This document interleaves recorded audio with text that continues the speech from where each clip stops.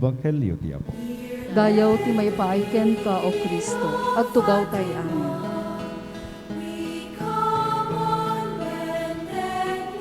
My dear brothers and sisters in the Lord, a blessed morning to everyone.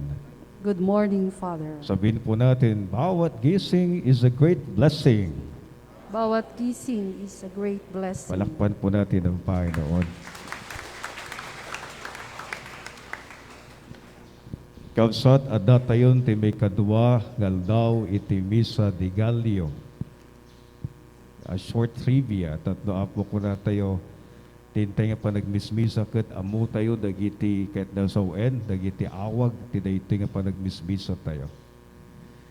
Misa di Gallio gapot at di Gallio ket kawitan, no? So it's the Mass of the Rooster. Ket anya kadi apo ti oras nga manggiganti ti panagtaraok iti kawitan parbangon. Isu nga nagtaraok ken kampay idi gaputa awang paymot apo iti kunatay rerelos no nagtaraok ken iti kawitan ni parbangon. Okay? Misa di Gallio. Ket kunatay met Misa Aguinaldo. Misa Aguinaldo gapon daytoy ket 9 days apo. 9 days, ngayon tayo karkararag, magipagkararag tayo, kinagsagsagana tayo, kapuanan ta, urayan, pasungadan tayo, iti panakipasngay ni Apo Jesus. Misa Aguinaldo, kapuanan ta daytoy kitsagot. Aguinaldo is a gift.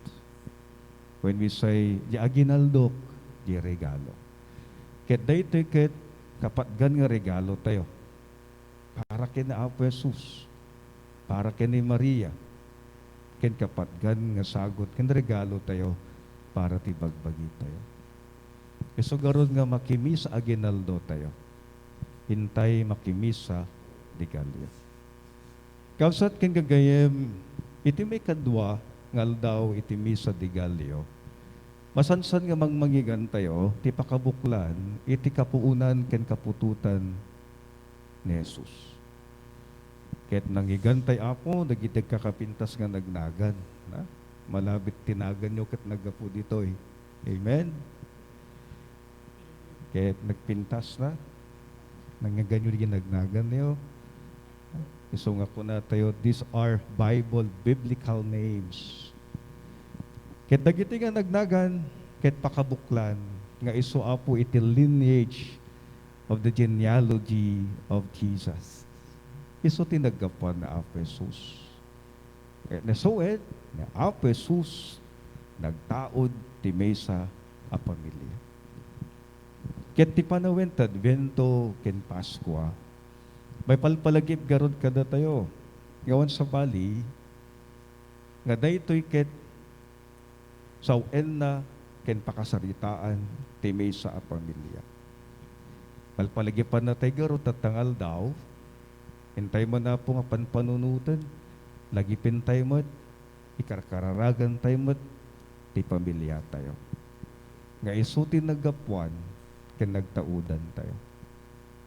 Iti may kadwa, ngal daw, iti misa di Gallio, ket iti tema na, ket stewardship, panangtaripato, panagaywan, tanda, ti kinakristiyano. Kuna tayo po, amin tayo ket naayaban nga mangtaripato, manangaywan, agaywan, dagiti sagot ngayon paay na Apo Diyos kada tayo. Kunatay garod, daytoy kit uwagas iti biag. It's a way of life.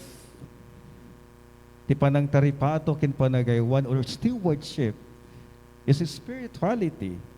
It's a way of life. It should be our second nature. Kaya nasawin God kamsat gagayem, nga ako na tayo, daytoy, nga galad, ken panagbiag, ket agtaod, itinakem tayo, puso tayo, ken panagbiag tayo. Nohan gamin apong agtalaed daytoy, nga ako na tayo galad, ken panagbiag, it remains only a mere idea. It's only a mental, no? concept. Stewardship should be a mental, it's only a mental concept. Mabalin nga dagiti duduma, dula amin. Nagbanbanugak, nagrigrigatak, apay kidi padawat ko, dula amin. It's just a mental concept. But if it's the stewardship, it is what we call coming from the heart, being taught in the mind, and live with our day-to-day life. That stewardship is going back again to the very thought that everything is God's. Lahat ng bagay ay nanggaling sa Diyos. Lahat ay nagsimula sa Diyos at magtatapos sa Diyos. Amen? Lahat ay binigay ng Diyos. It is God's. And this is what we call stewardship. Na lagi po nating iisipin na lahat naman ng bagay ay pinagkaloob ng Diyos. At ibabalik natin at ihahandog natin muli sa Diyos. In the second day of our Misa de Gallio, we are invited once again because it has to be what we call a process.